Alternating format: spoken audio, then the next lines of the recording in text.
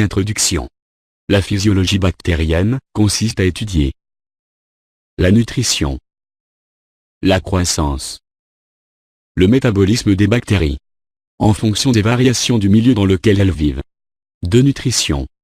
Pour qu'une bactérie puisse vivre et se reproduire, elle doit trouver dans son environnement de quoi satisfaire ses besoins nutritifs. La nutrition bactérienne étudie les besoins élémentaires, énergétiques et spécifiques nécessaires au fonctionnement et à la croissance de la bactérie, ainsi que les facteurs physico-chimiques susceptibles de les influencer. 1. Besoins élémentaires. L'eau.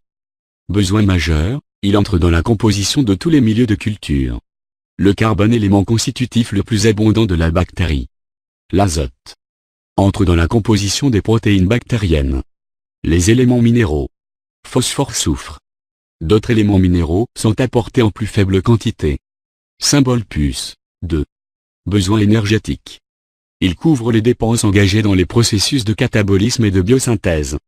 Les bactéries peuvent utiliser comme source d'énergie soit l'énergie lumineuse bactérie phototrophe, soit l'énergie fournie par les processus d'oxydoréduction bactérie chimiotrophe.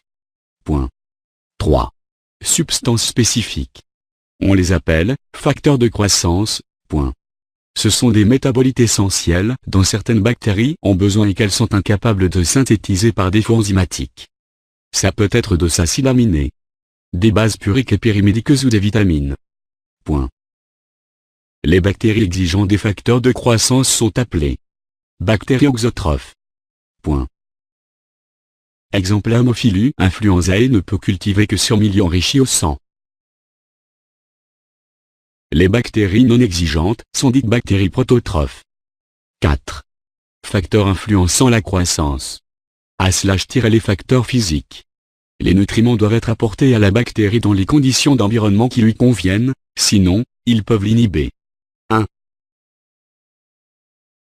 1. La température. Selon le comportement de la bactérie vis-à-vis de la température, on distingue les bactéries mésophiles. T degré optimal de croissance égale 20 degrés Celsius moins 40 degrés Celsius. Bactéries pathogènes. Exemple, bactéries des cavités naturelles.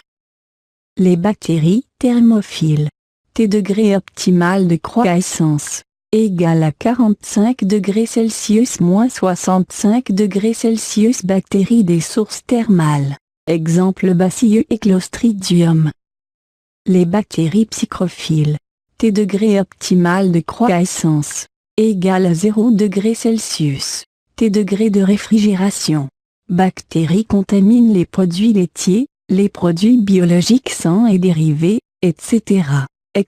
Pseudomonas, Acinetobacter. Les bactéries cryophiles.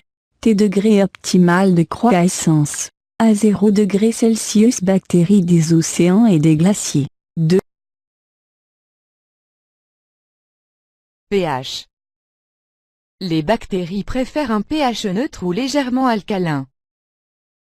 7 à 7,5.